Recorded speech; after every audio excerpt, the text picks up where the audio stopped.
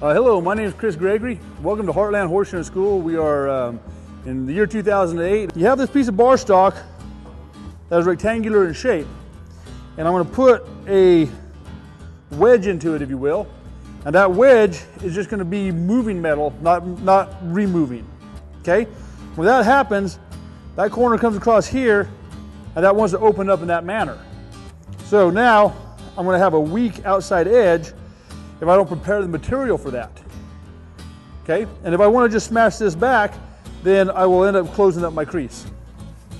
So there's something that we do before we fuller called hemming. And hemming prepares the material to accept that groove. So the first thing I do is I reduce my width on the ground surface. And at the same time, I'm going to increase my thickness on the outside edge. So the piece is going to come up here, and there's going to actually be forged right to there. Now this area that's forged, it does have to be at least the depth of my fuller in. So when my fuller comes in later to here, my hemming better be at least that deep. And then the next thing to do is I will seat it out on the backside, on the hoof surface. So every dimension of this shoe is changed except for the original width on the hoof surface. Decrease the thickness on the inside edge, decrease the width on the ground surface, increase the thickness on the outside edge, maintain the width on the hoof surface. That's how you set a shoe up or set a piece of bar stock up to accept the fuller. Whenever you fuller, seating out the shoe is extraordinarily important, because a lot of times you'll have a bad transition from your toe to your fuller in, where your fuller in starts. So if I seat it out, I'm able to get good width, and then when my fuller in starts, if I hem correctly, there is a good transition. If I don't seat it out well, then I have 3/4, 3/4, 3/4, and then when my fuller starts, it jumps up, let's say, 1/16 of an inch wider, and it looks bad. All right, it's kind of a front toe bend. So I work the center third of the stock. Now I seat it out heavily. Now I'm not going to worry about setting my toe yet because I want to start my hemming. So I come to here, I'm going to lay my hammer down. Same move, well this time I got to turn my hammer this way.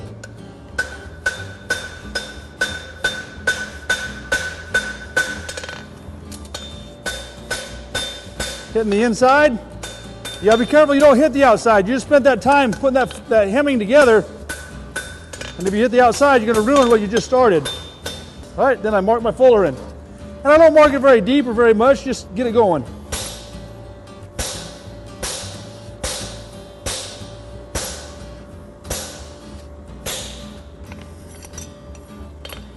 Now right here, see how that's going to bounce on me? I can hold it down my fuller, tap it, and now it won't bounce as much.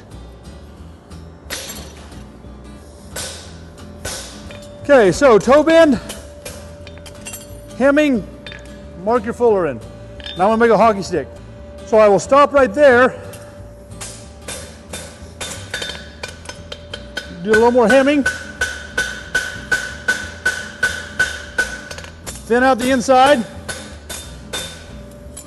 and then continue to mark my fuller in.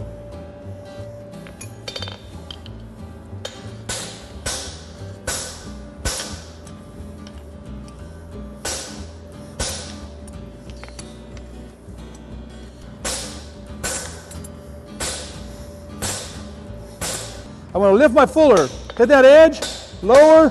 When I come level, start walking it around.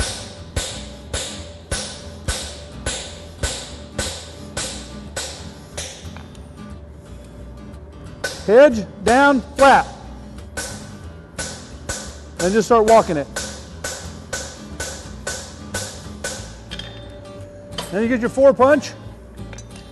Your nail should be just a little bit behind where your fuller started, to allow it to, in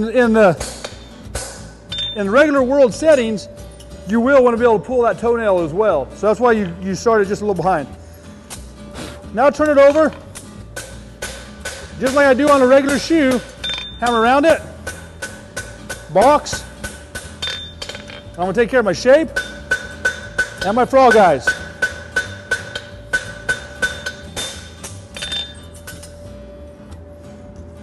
Now my toenail, I angle it. Second nail a little less angle. The heel nail straight.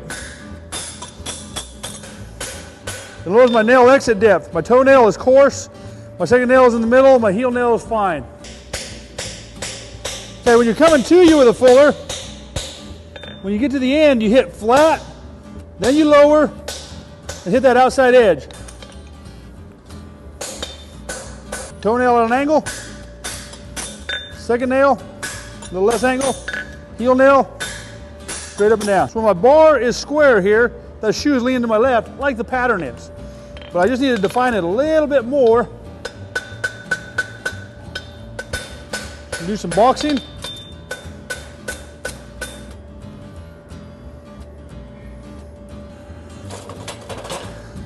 It's easier to be superimpose this on this from the backside because of the clip on there. Well, it gives you guys a little bit of a game plan.